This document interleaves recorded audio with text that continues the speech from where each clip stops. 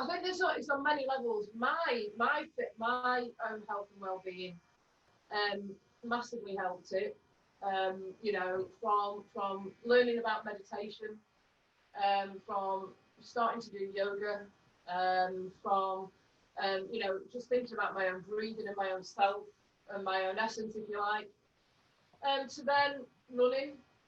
You know, I've gone from doing 5Ks up to finishing 100 miles for May, or 100 miles in May for charity, and doing setting a goal of doing a final 10 miles, final day of May, and did a 10-mile run.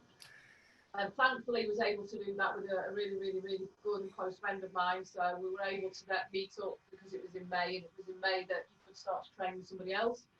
But I think if I hadn't had the physical fitness side of it for my own well-being, that would have been very difficult. If we'd have been on the kind of lockdown that Spain or Germany had been on, I think, you know, not being able to do anything, certainly living in an apartment, being able to actually get outside where you can see other people and maybe just say hello has been great. You know, otherwise I'd have just been yelling obscenities over the balcony at people, and probably throwing things, knowing me. I think for the community, it's been for our community, it's been unbelievable. I think now that obviously we can train small groups, you know, we can now get together in groups of 5.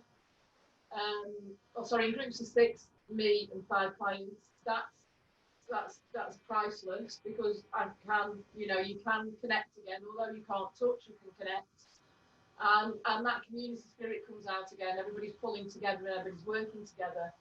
And I think even using Zoom and Facebook, you've still got that community together. And it's nice seeing other faces other than your family's face.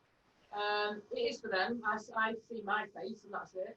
And I think I think it's really, really important. What has been nice, really, initially was, and I'll put an underline under that, initially, was that you know, the government was very forceful about take your hours exercise, take your hours exercise, take your hours exercise, and really trying to get out to the general public. So I'll move away from my community and go to the general public to say exercise is really important, exercise is really important, exercise is really important. Now my concern is that, you know, now that they've opened up the fast food restaurants, that exercises, because the gyms aren't opening. And I know that I can have 10 clients in my establishment. Those 10 clients would not go anywhere near it. It's the same as working outdoors. You know, 10 clients would not go near each other. They would be respectful of each other because they see each other as each member of each other's family. So they wouldn't want to put other people at risk. You know, we have the thermometer where we can measure the head, the temperature on the forehead. And, you know, it seems to have been an absolute U-turn of, you know, don't get do exercise, don't get type 2 diabetes because you'll be at risk. You know, don't drink, you know, don't be overweight, don't drink too much, don't do this, please keep yourself healthy, please keep yourself healthy. Now go and feed yourself. And, you know, now in a couple of weeks' time, you know, with the advent of the possibility and the great possibility of bars opening with outside spaces and food establishments opening with outside spaces, yet again, it's go and feed yourself, get fat, get in, you know, screw your immune system up because none of your organs are working correctly, because you're putting on weight and you're putting pressure on your organs, so therefore they can't function properly, and go and fuck your liver up. You know, and I like a drink like the rest of the people, but you know, how you can be outside, fair enough, I understand the outside rule, but how you can be outside and intoxicated, you still have to go inside and go to the toilet. When you were intoxicated, I'm sorry, but the 2-meter rule will go out of the window because you think you're fearless, you think nothing can touch you. You know, it just makes no sense to me. It's obviously just all about the economy, and you know, but gyms, yoga centres, fitness and well-being environments are part of the economy, but we're also part of what keeps people sane and healthy.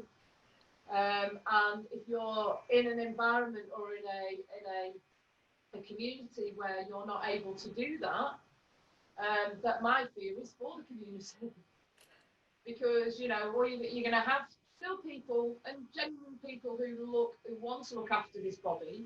It's a bit like having a car and being given a car at birth and never having another car and knowing you're never going to have another car in your whole life. You would look after that bloody car. You would oil it, you would fix it, you would clean it, you would maintain it, you would make sure it was right so you could have it from cradle to grave. But this is the only body we've got. And people take it for granted, and people will shovel alcohol in it and will shovel food in it, and I do the same. I'm not some kale eating gym buddy, and I do the same, but I do it in moderation. But I like to think that I can put those things into my body because I also look after my body. And I do everything in moderation. I do my health and fitness in moderation, my well-being in moderation, my drinking and eating in moderation. And I'm by no means a boring bitch. By no means. I'm a tattooed, fearless warrior woman. And I like a drink, and I will get drunk and wear a police cone on my head. But, and my friends will tell you I can be a bit of a nutter on a night out. But equally, I can do that because I look after my body. And I look after my mind.